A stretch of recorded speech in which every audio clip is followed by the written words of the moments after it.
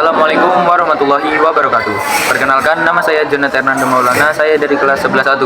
Di sini saya akan mempresentasikan materi mengenai dinamika konstitusi negara Indonesia dari waktu ke waktu, mencerminkan perjalanan panjang dalam membangun sistem hukum dan tata negara yang demokratis. Konstitusi di Indonesia telah mengalami beberapa kali perubahan sejak kemerdekaan, mengikuti dinamika politik, sosial, dan budaya yang terjadi. Yang pertama, ada Undang-Undang Dasar tahun 1945. Undang-undang disahkan oleh Panitia Persiapan Kemerdekaan Indonesia atau PPKI sehari setelah proklamasi kemerdekaan. Undang-undang dirancang sebagai konstitusi sementara yang mengedepankan prinsip kedaulatan rakyat dan sistem pemerintahan presidensial. Namun, undang-undang memiliki kelemahan seperti pengaturan yang minimalis dan fleksibilitas tinggi yang rawan disalahgunakan. Yang kedua, ada Konstitusi Republik Indonesia Serikat 27 Desember 1949 sampai 17 Agustus 1950. Setelah pengakuan kedaulatan oleh Belanda, Indonesia mengadopsi Konstitusi RIS. Konstitusi ini mengubah bentuk negara menjadi serikat dengan pembagian kekuasaan yang lebih terdesentralisasi. Sistem pemerintahan yang dianut adalah parlementer. Yang ketiga, Undang-Undang Dasar Sementara atau UUDS tahun 1950 bertepatan tanggal 17 Agustus 1950 sampai 5 Juli 1959. Indonesia kembali menjadi negara kesatuan dengan memperlakukan UUDS 1950.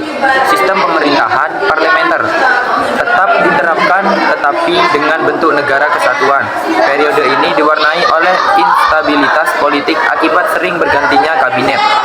Yang keempat, Dekret Presiden 5 Juli 1959 sampai kembalinya ke Undang-Undang 1945. Presiden Soekarno mengeluarkan Dekret Presiden 5 Juli 1959 yang menyatakan kembali berlakunya Undang-Undang tahun 1945. Keputusan ini diambil untuk mengatasi kebuntuan politik dan mengembalikan fokus pada pembangunan nasional. Yang kelima, era Orde Baru. Penafsiran sentralistik Undang-Undang tahun 1945 dimulai pada tahun 1966 sampai 1998. Undang-undang digunakan sebagai alat legitimasi kekuasaan yang sentralistik. Presiden Soeharto memanfaatkan fleksibilitas Undang-Undang 1945 untuk mengonsolidasikan kekuasaan eksekutif. Dominasi eksekutif yang kuat, lemahnya peran lembaga legislatif dan yudikatif, serta pembatasan kebebasan politik menjadi ciri khas pada masa ini. Yang keenam, ada reformasi dan amandemen Undang-Undang 1945 yang dimulai pada awal 1999 sampai 2002. Krisis ekonomi dan politik pada tahun 1998 memicu gerakan reformasi yang menuntut perubahan mendasar dalam sistem hukum dan pemerintahan. Amandemen Undang-Undang Dasar 1945 dilakukan dalam 4 tahap, yaitu pada tahun 1999, tahun 2000, tahun 2001, dan 2002, dengan tujuan menyesuaikan konstitusi dengan semangat demokrasi dan dinamika perkembangan zaman. Amandemen ini membawa perubahan signifikan seperti penguatan kedaulatan rakyat, pemisahan kekuasaan yang lebih jelas, penegakan hak asasi manusia, dan pembentukan lembaga-lembaga baru seperti Mahkamah Konstitusi, Komisi Yudisial, dan Dewan Perwakilan Daerah. Dinamika konstitusi di Indonesia terus berlanjut hingga saat ini.